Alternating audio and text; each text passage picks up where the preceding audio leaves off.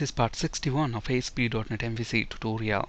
In this video, we'll discuss named sections in layout files. Please watch parts 59 and 60 before proceeding. We'll be working with the same example that we started in part 59. Let's understand named sections with an example. But before we do that, we have to undo some of the changes that we have done in the previous session. Now notice that at the moment this index view uses different layout file. That's because of the changes that we have done in the previous session. So let's undo them.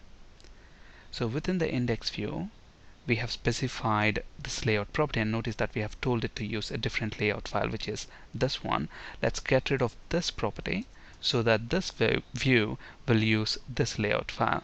So let's save it. Let's refresh this. Now it should use the other layout file.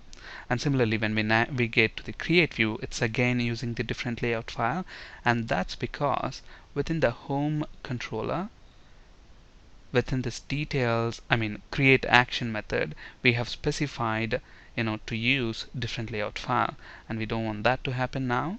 So let's get rid of that code from there. Let's build the solution and let's refresh this view. So it should use the other layout file that we have. And now when we navigate to details view, notice that it's actually using a partial view. We want that to now use the details, the non-partial details view that we have here. Okay, so look at the details method. At the moment it's returning a partial view result, and the return type is partial view result, and it's returning a partial view. But instead we want this action method to return action result and to return a view. And then we don't want to return a partial view, so let's get rid of that, and then let's rename this to details. Alright, with all these changes, let's build the solution and let's refresh this view.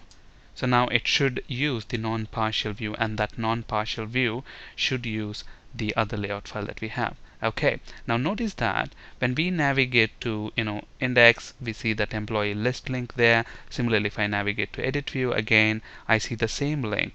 Similarly, if I go to details, I see the same link. So this is the navigation menu that we have in our layout file. Okay, now what we basically want to do is, if I am on the edit menu, edit view, then we want this navigation menu to be changed to something like this. So since I'm on edit view, we want list, details, and delete links there. Okay, so based on the view that I am on, I want to dynamically change the menu that we display to the user. Okay, and let's see how to achieve this using named sections. Obviously there are several ways to do that, but let's see how to use named sections to achieve that. Okay, so now the first thing that we have to do is we have to define the section on the edit view. So let's go to the edit view, and then to define a section with an edit view, we use @section, and then specify a name for that. So the section is going to be menu. Okay, and then you can specify whatever you want in that section. Now what do we want in that section? We want list, details, and delete links. So just to speed things up, I have the code to generate those links. Okay, so let's copy that and paste it right there. So if you look at this, that's straightforward code. So all I have here is 3 action links. So the first action link, this is the name of the link, and it's going to invoke the index action. Index action method doesn't require any parameters, so we don't have to pass them. But then when I am on the details view or the delete view, so that's the text, and that's the action method which is going to be invoked. But if you have to display an employee details, then obviously you'll have to specify the ID of the employee. And where are we going to get the ID of the employee? Notice the model for this view, it's an employee object. So we are going to get the ID from that model object. Okay, so using model.id. So we are passing the ID. And similarly, to delete an employee, you need to know the ID of the employee, which again we are getting from the model object. Okay, so now we have the section defined on this edit view. Now we have to tell where we want this section to be displayed in the layout. Okay, so this section, so basically the header, the navigation menu, the footer, they are defined in the layout file. Okay, so basically within the layout file, So we want to tell it where we want that section to be rendered, and to do that we can actually use, so this is the TD which is displaying that employee list menu at the moment. So that's where we want the menu section to be rendered. So what I'm going to do here is, instead of that, I'm going to say at render section, and then you can specify the name of the section that you want to render.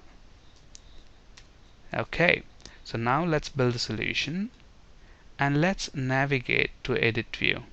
So let's say we want to go to edit view and then pass an employee ID of 1.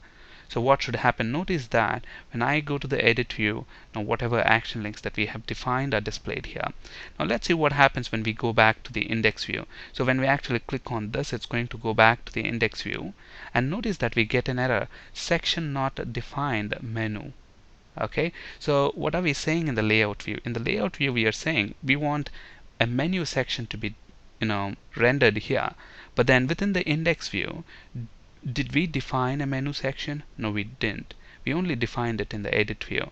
So when we navigate to the index view, it tries to load a menu section from the index view, but we haven't defined that it's a required section. So that's why we have this runtime exception. So how do we fix it? There are two ways essentially. One way is to define that section in the index view. The other way is to obviously make that section optional. And how do we make a section optional? Very simple. You pass it as a second parameter, so bool required. It's a boolean parameter. If you want that to be required, which is true by default, you can pass true. Otherwise you can simply pass false. So that's optional. The moment we do that, now if we go back and refresh this, so we are on the index view, so notice that nothing is displayed. Now I don't want this to be like this. If a specific view has not defined that section, let's say by default I want to display the employee list link, then what we do, you can specify a default content for that section within your layout file.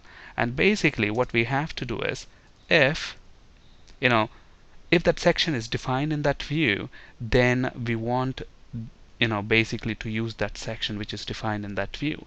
If not, then we want to use the default content that is specified in the layout file. So how do we know if a specific view has that section defined?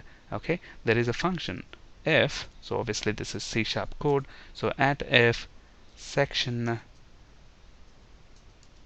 is section defined, so we have that function, and specify the name of the function section. So if the menu section is defined, then go ahead and render that section. Else we want to have some default content. So what is that default content?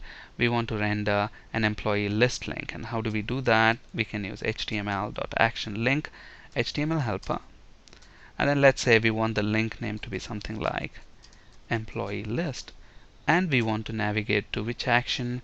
Index action. It doesn't take any parameters, so we don't have to pass any parameters. Okay, so let's build the solution and let's refresh this.